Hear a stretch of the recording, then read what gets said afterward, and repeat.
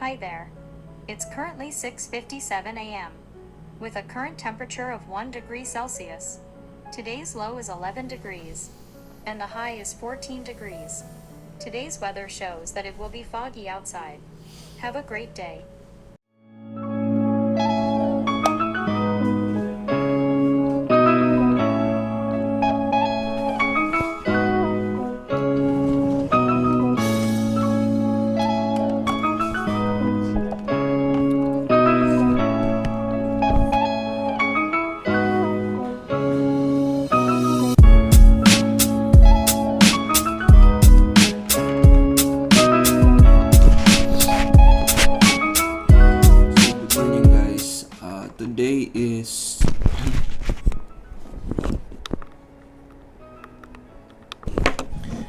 Today is Tuesday and last shift for the week. Kasi day off ko bukas and just gonna show you how it is to work as an IT. Actually, yung kasalukuyan kong situation dito, working at home. So, what I like about being an IT is that you can work from anywhere as long as you have access to your VPN, to your company's VPN, and stuff like that. So, yun yung gusto ko. And, kakagising ko lang, work na agad. So, hindi mo na kailangan lumabas. Sobrang lamig pa naman sa labas ngayon. A lot of you are asking about how it is working here as an IT. I mean, most questions that I'm getting is mostly related to IT stuff. Paano ba makapasok dito as an IT? Yung mga ganun. So today, I will be answering some of those questions and hopefully, makatulong ito makapagbigay sa inyo ng information. A few moments later.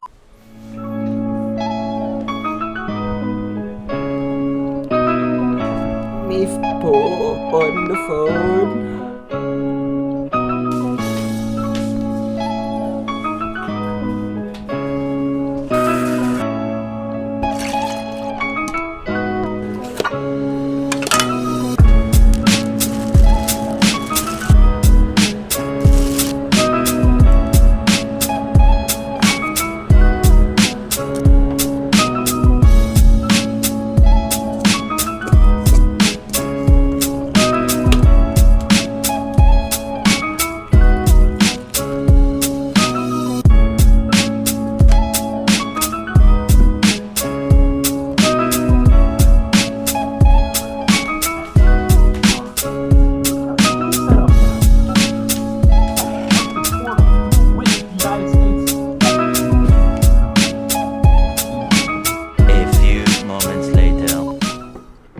Actually, it's 2:27 p.m. Me po is still awake. And I have to take a break. I mean, my lunch break.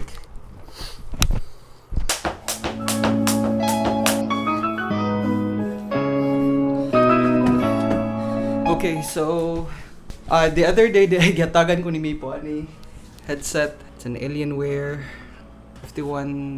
510H. I will do a review for that one tomorrow. I'm done with the stuff that I need to do. I'm done with my short workout. And it's a beautiful day outside. It's just too silaw when I open the blinds, so I'll just leave it like that. I still have 30 minutes before work. So what I'm gonna do next would be watch movie, or maybe I will just play. A few moments later. Okay, so it's time to answer those questions. I will randomly read the questions that I recently got from my Facebook and from my YouTube channel for the comments that you did, guys. And hopefully makatulong ako. So let's start. First question that I got here is from Miko Salinas. So Miko asked, ganyan po sana gusto kong applyan dyan sa Canada. planning to change career path since computer graduate din po ako. Kaso di degree holder pero may experience po sa computer hardware, mostly as freelancer. May pag-asa po kaya ako makapasok dyan sa Canada or makapag-work dyan. So, Miko, first of all, thank you so much for your comment. Your path actually po para makapunta dito, based on my experience is I took the express entry route. For the express entry, you will need to have a degree. Actually, the higher your degree is in the Philippines, the more points you will get in the express entry po. So, let's say after you evaluate yung natapos mo sa Pilipinas, let's say it's 4 years, equivalent to 4 years bachelor's degree here in Canada, then you will have a higher point. So, it's based on point system. So, yun po yung ginawa ko. Tapos pag land ko na dito sa Canada, dito na po ako naghanap ng trabaho at nakapasok bilang IT. Hindi po ako aware of any agency or any path na walang experience masyado sa computer tapos nakapag-work agad dito sa Canada. So, I would suggest is take experience there, acquire more experience there dyan sa Pilipinas. Tapos, pag marami ka na experience, mag-apply ka sa Canada through express entry para makapunta ka dito. So, yun po. Just don't lose any hope na hindi ko sasabihin sa'yo na wala chance talaga, but mahirap sa situation mo ngayon, pero kaya. Just acquire more experience and then take the express entry route. Next question is from Jeffrey Ogali.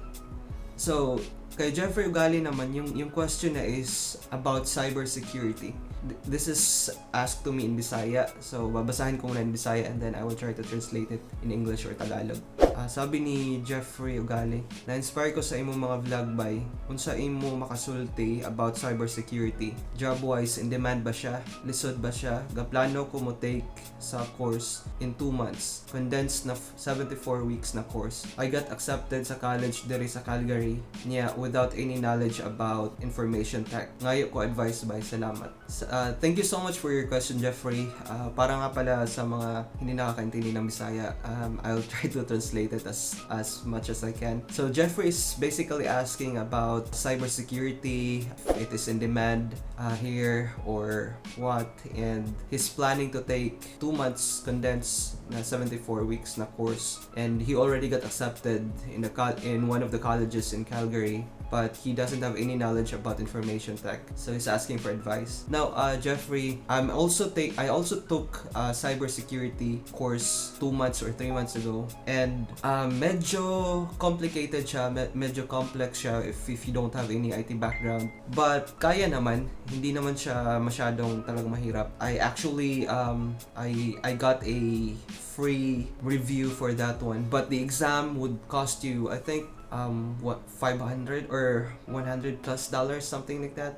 Basta mahal yung certification, so hindi ko na tinuloy yung certification. But based on your question kung mahirap ba siya, medyo, but kaya. And then, in demand ba siya? Yes, very in demand. If you have a cybersecurity certification, you will go on top of the pool. Like, let's say, meron kang applyan na IT job or any IT position, and then meron kang maipapakitang ganyan na certificate, then mas madali ka makakapasok. So, good luck to that. I'm sure you can do it. Just hindi naman nila iaano sa iyo yan kung hindi mo kaya, or hindi ka naman bibiglain na ganito lahat. It will start from the basic. So just study, just read a lot about it. I'm sure you can do it. Next question here is from Eds D. I happen to come across your channel after searching St. John NB. I'm a Filipina currently based in Singapore and looking into immigrating to St. John. Kasabot ko nimo kuya kasi I understand Bisaya. Your vid is informative and helpful. I'll definitely subscribe. Thank you so much, Eds D, for your comment and for subscribing to the channel as well. She doesn't have any question, but I appreciate your comment. Thank you so much. Next is Mark Magalino. Hello sir, musta? Malapit na rin po ako makarating sa Canada at sa Montreal. Inaantay na lang yung MIA ngayon. Tech support lang muna yung nakuha kong trabaho. Pwede makahingi ng advice para makapag-apply sa ibang job after sa job ko. Kahit tips, thank you. So sorry man. Mark Magalino, I'll just read your comment again. Hello sir, musta? Mabuti naman, salamat. Ikaw, kumusta ka na dyan? Malapit na rin ako makarating sa Canada at sa Montreal. Hinihintay ko lang yung LMIA ngayon. Tech support lang muna yung nakuha ko trabaho. Pwede po makahingi ng advice para makapag-apply ng ibang job after sa job ko. Kahit tips lang ha, thank you. So, well, congratulations Mark. And with regard to your question kung pwede hingi ng advice para maka-apply sa ibang job after sa job ko. Are you trying to ask if or are you trying to do another part-time job or something like that? Or hindi ko masyado na-gets yung question. I'm so sorry, but if you started as a tech support, while you're working on it or while you're working as a tech support, I would suggest acquire a lot of certifications, because if there is a promotion or an open slot or job for a higher position, then mabilis kang makakapasok talaga pag meron kang mga certificates. Yan po kasi yung nangyari sa akin nung dumating ako dito. I started as a tech support job, or hindi siya, ang tawag nun, IT support engineer. The job is similar to tech support. It's just that if you're an IT support engineer, you're all around. Kahit anong IT stuff, even POS, you troubleshoot actually basically everything related to IT. So after nun, after 5 months, hindi pa nga ako na regular nun kasi it has to be 6 months na evaluate ka before ka maging regular. But 5 months pa lang ako, na-promote na ako agad to network engineer or network operation center engineer because I do have certificates. So, mabilis akong umangat. Sabi nga ng HR sa akin dati, we don't usually do this, but hindi ko talaga makalimutan yung sinabi ng HR. They told me that we don't usually do this, pero we can see that you are very qualified for this position. So, kaya yun yung nangyari. At syempre, malaki din yung inangat ng salary mo pag ma-promote ka. So, yun yung nangyari sa akin. Dasing na rin. Ganyan lang po gawin mo while working as a tech support. Maghanap ka ng mga certificates, mag-review ka, and then after that, apply ka kung merong mga promotions, something like that. And I'll see you in my next vlog. This is Strengths. If you haven't done so, please subscribe to my channel. Have a great day. Bye-bye. You lifted me up, you sailed me